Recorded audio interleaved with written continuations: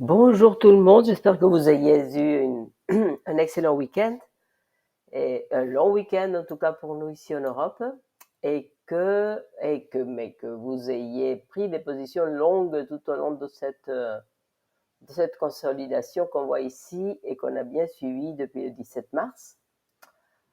Le breakout s'est fait hier, lundi 10.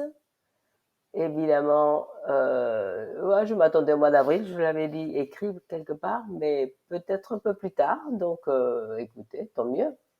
On est sorti de cette situation d'attente de plusieurs semaines, mais plus ça restait dans cette fourchette, évidemment, plus le mouvement devait être rapide, et ça a été le cas. C'est comme ça que se font les breakouts euh, de Bitcoin. Donc moi, je proposerais d'effacer cette ligne-là, celle-ci aussi.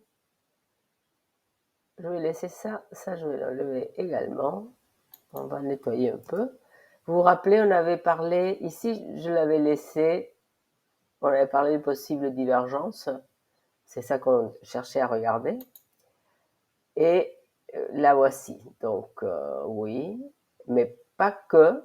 En réalité, on peut parler pratiquement jusqu'à la veille ou l'avant-veille. Donc ici, on a eu une bullish divergence qui s'est confirmée jusqu'à ce que maintenant elle est partie à la hausse. Et comme vous pouvez voir, si on l'avait regardé ensemble, ce qu'on cherche, ce que moi je cherche toujours dans cette analyse, et maintenant je vais enlever ceci, c'est ça. Donc la volatilité a commencé à monter hier, mais ce qui était intéressant à voir ici, c'est que la direction nous est donnée par le stochastics, qui était évidemment orienté à la hausse. Et donc, il nous disait que la probabilité que ce mouvement se fasse vers le haut était plus importante que vers le bas. Et ça va rester comme ça, tant qu'on soit au-dessus de 29 127. Aussi, ce que je vous propose, parce que ce qui nous intéresse maintenant, c'est de voir vers où on va aller. Donc, je vais enlever ces lignes aussi parce que ça y est, tout est déjà accompli. Voilà. Je vais revenir vers la semaine qui a aussi clôturé dimanche et on ne s'est pas vu depuis non plus.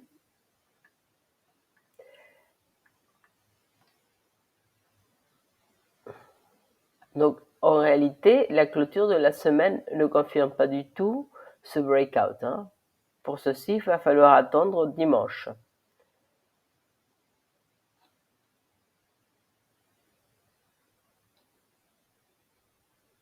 Mais ce que je voulais voir, c'est à niveau de la semaine, une fois que ce breakout a eu lieu à niveau du daily,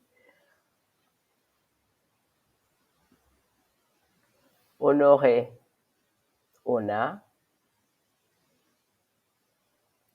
un prochain seuil. Évidemment, ce serait là, mais moi, je vais rester dans un objectif un peu plus conservateur pour commencer la semaine. Plutôt ici. Mais il y a un autre outil que j'aime beaucoup utiliser aussi.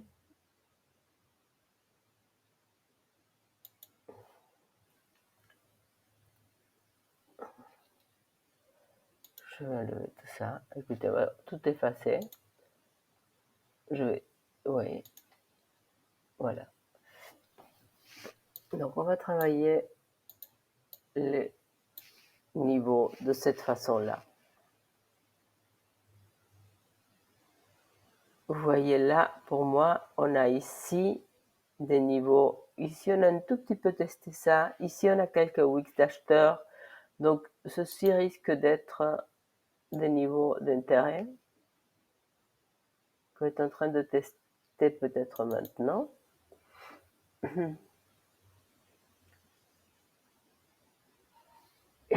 évidemment, ici, non, au lieu de ça, je vais mettre tout simplement un support en ligne comme ça, qui sera celui-ci. Donc, il faut rester au-dessus de ce niveau. Ensuite, évidemment, si on réussissait à passer au-dessus, le niveau supérieur vient là. Mais ce dont je parlais, c'était aussi les Fibonacci, le retracement. Donc, d'ici, si on regarde ici, pas ce format, je vais venir chercher un format complet. Excusez-moi.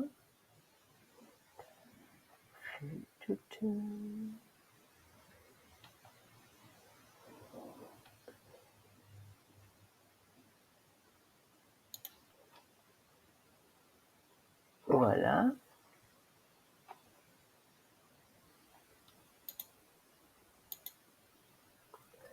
Mais j'aimerais avoir aussi, où est-ce que ici. Je vais mettre la même petite couleur là.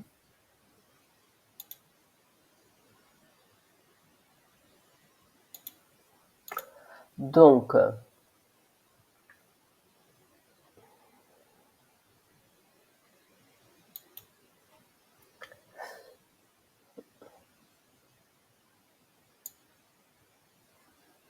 oui, c'est ça. Donc, si je regarde ceci de cette façon,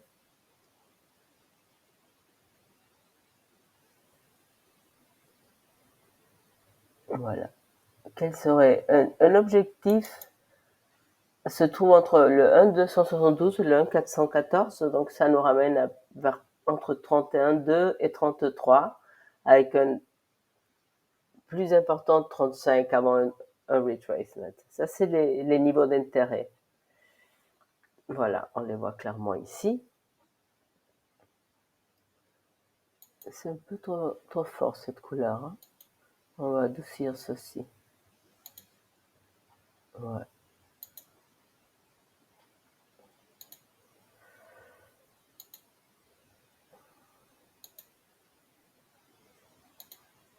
Voilà. Donc, c'est assez intéressant, ça correspond assez bien. Donc, vous voyez ici, on a fait notre premier haut ici, c'était au 0,678 et ensuite on l'a retracé. Donc ici, je dirais, on est en train de tester cette zone, mais mon véritable objectif, ce serait de venir au moins vers les 32,9, 31,5, 32. Voilà, ça c'est la semaine, on va le regarder sur le jour. Voilà. Ouais, pourquoi est-ce que... Ah, la voici.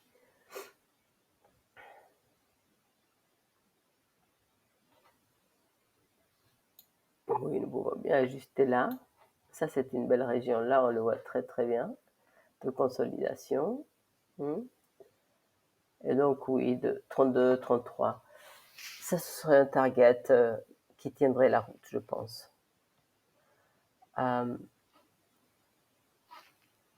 Passons maintenant aux 4 heures. Le 4 heures dit tout. Je l'ai dit une fois et je le redirai autant de fois que nécessaire. Je le crois vraiment, bien sûr.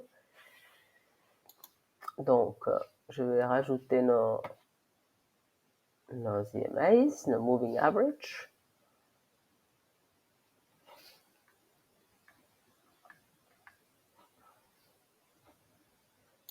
Et ça, qui est notre objectif pour la semaine, je vais essayer de ne pas le voir là. Hein.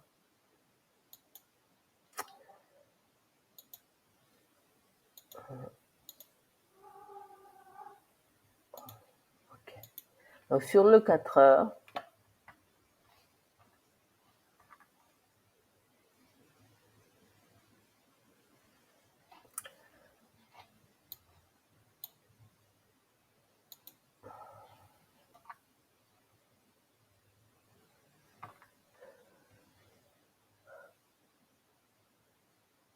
Oui, on est en price discovery quelque part, hein. Donc c'est pour ça que je reviens au Fibonacci. C'est pour ça que j'ai regardé sur la semaine les niveaux qui seraient intéressants. Je voulais voir tout simplement ici. La volatilité est forte, mais on n'est pas encore arrivé à des niveaux de 100. Et donc, on pourrait faire un petit jeu de monter-descendre ici un tout petit peu les prochaines heures,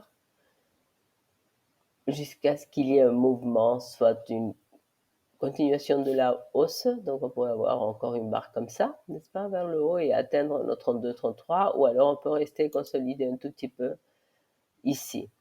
Ça, honnêtement, bien évidemment, il faudrait le voir. Qu'est-ce qu'on voit ici? Bon, la journée, bon, on voit ça. Donc, une fois qu'on est au-dessus, on peut rester au-dessus un moment. La hausse peut continuer comme ça, vous voyez. Donc, on pourrait avoir quelque chose comme ça. Ou alors, on peut parfaitement aussi le faire comme dans ce cas, où on a fait une barre de ce genre. Et ensuite, on a commencé rapidement à consolider. On le verra dans les prochaines heures.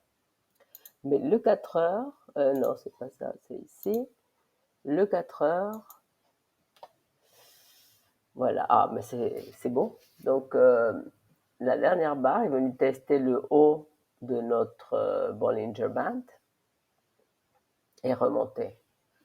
Donc, le mouvement aussi est évidemment assez fort. Je crois que je ne crois rien. On verra bien, mais je pense qu'il y a des chances qu'on continue directement vers le 32, 33. Honnêtement, on le verra très rapidement, je crois. Cette semaine, il y a des chiffres, si je ne me trompe pas, pas aujourd'hui, c'est vraiment demain, on a le CPI, donc ça risque de bouger à ce moment-là. Ensuite, j'imagine que la question qu'on se pose lorsque on n'est pas encore rentré, c'est comment rentrer une position pour continuer la hausse. Ça, c'est des décisions souvent très difficiles à prendre, mais disons que soit ici dans un retest des Bollinger Bands, on est très très loin, on va pas aller voir le mid-range soon, non, ça m'étonnerait très fort. Mais là, ce que je voulais aussi regarder avec vous, donc peut-être ce qu'on peut espérer, ce serait de retester à un moment donné le 9. Hein. Regardez là, donc ensuite on est comme ceci un certain temps, et à un moment donné on va le retester. C'est souvent de bonnes entrées par là. Actuellement, le 9 se trouve à 29,1. Ce serait un bon prix pour rentrer encore. Sans ça, bah, écoutez, je pense qu'il faut attendre que la semaine avance. Et je devais vous dire merci beaucoup encore une fois pour vos commentaires chaleureux et merci à tous ceux qui me suivent déjà. J'espère pouvoir vous apporter des idées et vous aider dans votre analyse. Je vous remercie et vous dis à très bientôt. Enfin, en tout cas à demain. Au revoir.